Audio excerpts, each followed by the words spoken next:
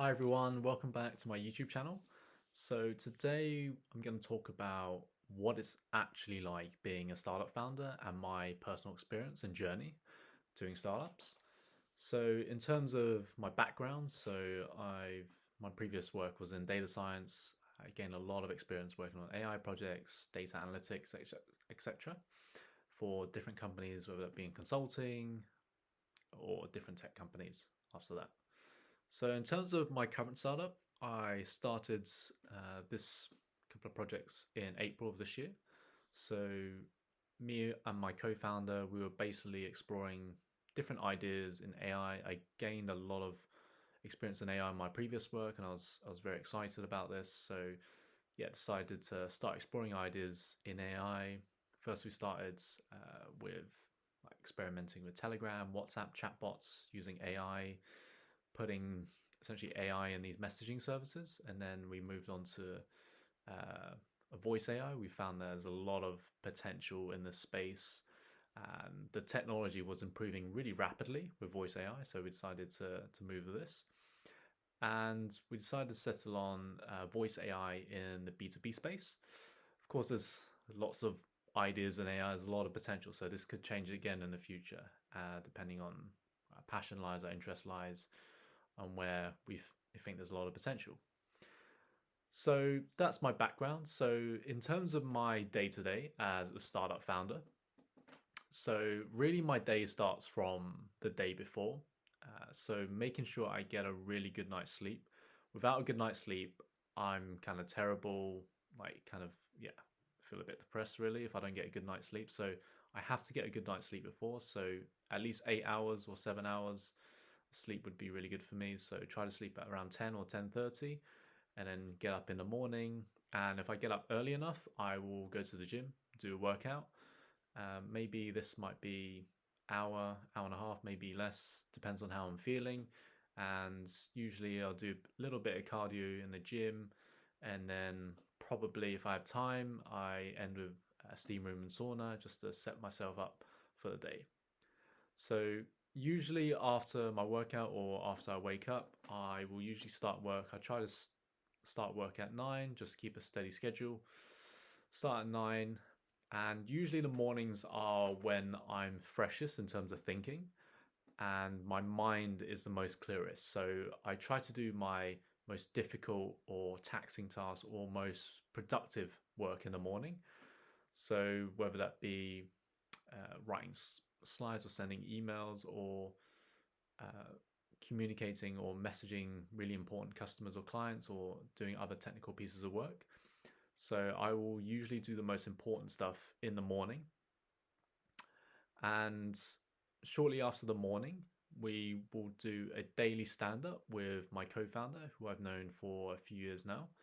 So we do our daily stand up, just talk about what we did yesterday, what we're planning to do today, just our general thoughts on the startup, etc. So this would be roughly 30 minutes to an hour, really, on this. So it's really just us two doing the startup. So yeah, so yeah, we kind of bounce ideas off each other. If we've got any concerns or got fresh thinking we want to raise, then we do it at our daily stand up.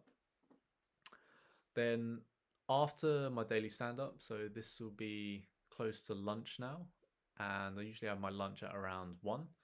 So yeah, I usually have a big lunch. I normally have around one meal a day. So I forgot to mention this. So I skip breakfast entirely and I just eat lunch at 1. I normally feel more productive in the morning when I go without breakfast. And so having lunch at 1 kind of helps me in the morning be more focused and concentrate on the most important tasks. So lunch at 1, this is usually quite a big meal. So we usually have a quite a balanced diet. So some veg, meat, rice, always rice, and yeah, it kind of fills me up for the day really. So after lunch, this kind of has a period of lull in my daily activities. So after lunch, I tend to feel quite tired. I think it's because of my stomach is digesting the food. A lot of energy's gone towards digesting the food. So sometimes if I'm quite tired, then I usually go for a nap. So it might be like half an hour to maybe an hour nap sometimes. So it depends how I'm feeling. If I'm feeling really tired, I will nap. And so once I wake up from the nap or don't nap at all, then I usually do the more lower effort tasks. So this could be sending a lot of emails to potential clients. So this might be like a email template that I'd send out, or essentially maybe low effort research on some ideas in AI or the product that we're doing. So low effort tasks in terms of emailing, maybe just cold calling potentially a few clients. So doesn't require a lot of thinking, a lot of effort, just requires the grind really. So after my lunch and nap. So what I'd like to mention is that the main task of doing a startup, and YC talks about this a lot, is to build product and get customers. So those are our two main things. It doesn't really matter how we get to these final end goals, but these are our North Stars, which two North Stars: build product and get customers. So there has to be a fine balance between, because there's only two of us, there has to be a fine balance in terms of making sure we get the product right, but also making sure we onboard customers at the right time as well. So those are two main challenges for any startup really: building product and get customers. These are two North Stars and we don't deviate from this. So anything that kind of deviates from that, I see it as kind of almost a waste of time, almost. So anything that deviates from this is a waste of time really. So in terms of the difficulties of being a startup founder, so nowadays it's really easy to build products, certainly products that are quite similar to other companies in the technology space. There are so many tutorials, so much information online, and AI can help build products as well. So there are so many different ways to help you build a product. You no longer need to essentially like start from scratch. Essentially, say someone in the 90s might have had to like read a book on coding, but nowadays you've got so many tutorials on YouTube, so many articles online, Stack Overflow, etc. There's so much material online to just help you build a product. Also no code products as well, such as Bubble, Flutterflow. There are so many no code tools to just help you get started and build product. So building product is actually, I would say, the easy part of doing a startup. As long as you're competent, you're technical, you're fairly smart, you can build product quite easily. Nowadays I feel like there is so much noise online. There's the market's quite crowded with all these technology products. It's actually quite difficult to get customers, both B2C and B2B. So getting customers is very difficult, and we're doing B2B. So it's been quite challenging getting customers from my perspective. So I don't exactly have like a CEO network available already, so maybe that makes it more difficult, but getting customers has been quite difficult for us. Building product, we already have the product, but getting customers, so the way I've been trying to get customers is doing cold outreach email. I've been sending a lot of emails. I've been using Apollo, just researching on Google which customers to find. So I think YCs say that cold outreach through email is still one of the best ways, but the conversion rate is typically quite low for this. I think they said in one video it was you have to send like 600 emails in order to get 10 demos, and from that 10 demos you can get one customer from that. So obviously a very low conversion rate, like obviously less than 1% I think of conversion rate when you send an email. But so that's quite a good thing to hear from YC. So knowing that I'm not the only one that's experiencing this is actually quite typical, quite average to send a lot of emails and not hear anything back. And so that's been quite difficult, not being able to control my input and the results that I get. I'm not able to control the results I get from doing sales or sending emails. So that's been quite difficult. Like, you put in so much work and you put in so much time into these emails and cold outreach, calling customers, etc. But you kind of can't really control like the output or the results in terms of sales. So that's been quite difficult, just essentially being ignored from a lot of companies, a lot of rejection as well, from different companies. So that's been quite difficult. So another difficult thing is, yeah, technology is hard. So sometimes the product does break sometimes. So that's been difficult to try and resolve things or fix things whilst going live, essentially. But I would say that's the most difficult thing, just getting customers, like constantly getting ignored or being rejected from these different companies for these B2B sales. So that's been difficult. But I would say that once I get the meeting with a client, it's actually quite easy to close, because I think we offer something new, something valuable for our clients. So that's been very encouraging, being able to essentially go to these meetings and close these clients when I get the chance. So as long as you seem like a nice guy, you're offering value to the customer, you're not trying to overcharge them, essentially. So once you get a client meeting, it's actually quite easy to close, particularly within the AI space. It's kind of trendy. Everyone wants to get into AI for their business. So that's been quite encouraging. But the difficult thing is actually getting the meeting or booking the demo with the client. So outreach is incredibly difficult. So essentially you're basically in a crowd of people and you say, hey, look at my startup, look at my products, and then kind of no one looks at you, ignores you. It's kind of like, quite discouraging at times. But yeah, it's kind of normal, as YC say. I mean, kind of one of the difficulties of being a startup founder.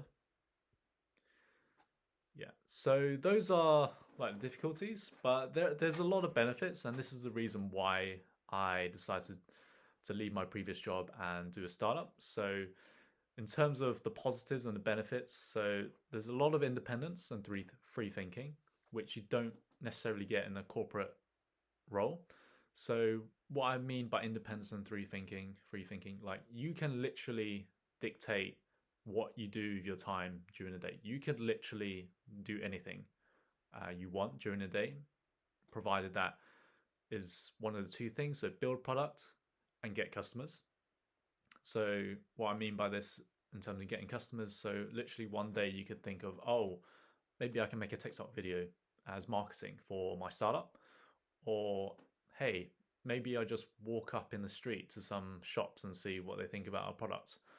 Or maybe you could cold call some companies or send some emails. So in terms of sales, you can literally do whatever you want, whatever you think that has the most impact for the business in terms of building products or getting customers, like you can do. And in terms of building product, it's also quite exciting as well. As long as you're quite technical, you can basically do anything you want. So maybe you want to explore a certain technology or feature that you want to add to the product, or maybe you want to have a redesign of the website, redesign of the app. Like you can literally do anything you want. You can experiment with the colors, etc. Anything you want. So you can dictate exactly how you want to spend your time during the 6 or 8 hours that you work during the day. And also mentioning on the hours that you can also dictate the hours that you work. I'm a big believer in time efficiency on what you work. I don't believe in these 18-hour days or 20-hour days as a startup founder. I believe you're more effective when you put time constraints on what you do. I believe it's maybe more effective to have 1 hour to do something rather than 4 hours. You're far more effective with your time, and you're more concise with your energy and more efficient with your energy in that case. Because in my experience, like doing 20-hour days forever is not sustainable unless you're someone like Elon Musk or something. So being able to dictate your hours is really important. So for me, like I'm very efficient with my time. Like I'd rather do things more efficient and concise rather than spending like 20 hours just doing the same task when you could maybe do it in 1 or 2 hours. So I think there's like a rule. I can't remember who said this, but 20% of the effort does 80% of the work, or something like that. Okay, so those are some of the benefits. Another one is if you're a technical person, or if you know how to build products, it could even be with no codes. You can literally work on what you want. So if you suddenly have an idea that you have, or you see a problem that can be solved, like you can literally turn around and just go on Google, research how you build these products, research different products out there, and you can literally start building whatever you want. Like that is, to me, is really magical. Like there's nothing like that. And I think that's like being really, it feels really blessed to have that ability to make products. Being blessed to essentially just think of an idea, write down on paper, and then just start building it. And that's something that is amazing and magical. And I think that's something I quite cherish and value about my technical skills. And I feel really fortunate to have that. So I feel really lucky to have the opportunity to just think of something and research about it and just start building. So that's really magical. Sometimes there's so many ideas that you don't have time to build it. That's another problem in itself. But just being able to have the skill set and ability and opportunity to act on your ideas is something quite special and magical, I feel. So the last benefit is the large impact that you can potentially have. So maybe a lot of corporate roles, depending on a role, you probably be like a small part or small cog in the wheel for the company. And so although you can have a big impact there, you can literally, again, dictate the impact that you have if you work on a startup or you work for yourself. Dictate the type of impact that you want, and also have a potentially larger impact on society or overall. So to me, that's quite special. So being able to just essentially have an idea, take it, and essentially try to solve. To me, even solving one person's problems is quite valuable. So, but potentially you could solve like 1,000 people's problems, thousands of people's problems, and potentially millions as well, depending on the product you make. So, to me, that's also quite magical, having a large impact and benefit to a few customers or lots of customers.